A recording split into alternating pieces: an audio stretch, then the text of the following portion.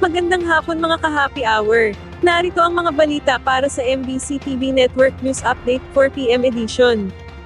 Jay Sonza inaresto sa pagpapakalat ng fake medical records ni PBBM hindi available. Yan ang MBC TV Network News ni Dustin Bayog.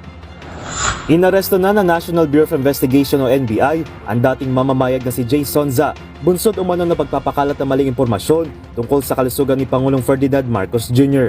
Ayon sa NBI, naganap ang pag-aresto sa sinulbing arrest warrant ng Branch 118 Regional Trial Court sa Pasay City at hinuli si Sonza sa kanyang bahay sa Quezon City. Nahaharap ang dating broadcaster at kilalang umanong supporter ni dating Pangulong Rodrigo Duterte sa kasong cyber libel at paglabag sa Article 154 ng Revised Penal Code o unlawful use of means of publication and unlawful utterances. Sa panig kay NBI Director and Attorney Melvin Matibag, maaaring hindi available ang kaso laban kay Sonza. Nakalagay po kasi rin sa warrant na not billable. Ganun. So yun po yung kailangan po liwanagin sapagkat from my point of view as a lawyer, kailangan po na may mga mga pwede po na non-billable at may mga pwede naman po na dapat i-billable. Anyway, Kaya nga liwanagin po natin yan sa korte.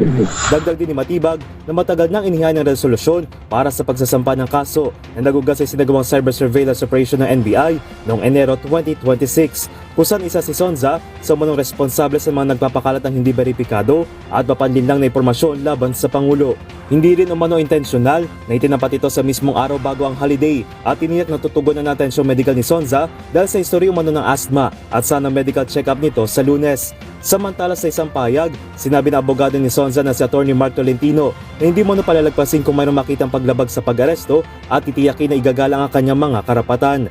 Mananatili si Sonza sa kustodiya ng NBI habang ayon kay Matibag ay alamin pa sa korte kung tunay nga bang non-bailable ang kaso nito gaya na nakasaad sa isinampang arrest warrant. Para sa MBC TV Network News, ito si Dustin Bayog ng DZRH TV. Una sa Pilipinas, una sa Pilipino.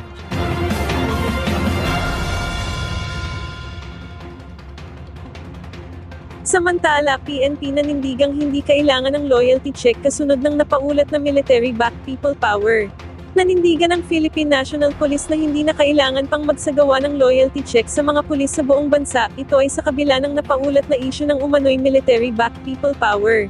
Ayon kay PNP spokesperson Police Brigadier General Randolph Tuanyo, nananatiling tapat sa saligang batas ang buong organisasyon sa ilalim ng pamumuno ni PNP Chief Police General Jose Melencio Nartates Jr. Nananatili rin aniya ang katapatan ng mga miyembro ng pambansang pulisya sa kanilang sinumpaang tungkulin ng pumasok sila bilang mga tagapagpatupad ng batas. Tiit ni Tuanyo, hindi makikibahagi sa anumang isyung politikal ang pulisya at hindi rin makikialam sa mga usapan o talakayan ng mga sumusuporta sa sinumang politiko. Nilinaw naman ng PNP spokesman na walang namomonitor ang pulisya na anumang pagkilos mula sa mga retiradong opisyal ng militar kaugnay nito at wala rin silang nakikitang banta na kaugnay ng naturang usapin.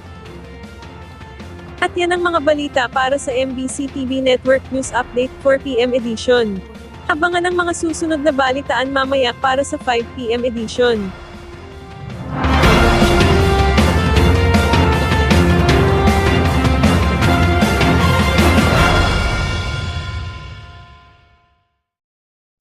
Mga ka-happy hour, kung gusto mong manood ang mga balita sa MBC TV Network News Update, mag-subscribe sa aming YouTube channel, i-like ang aming Facebook page, at i-follow sa aming TikTok account.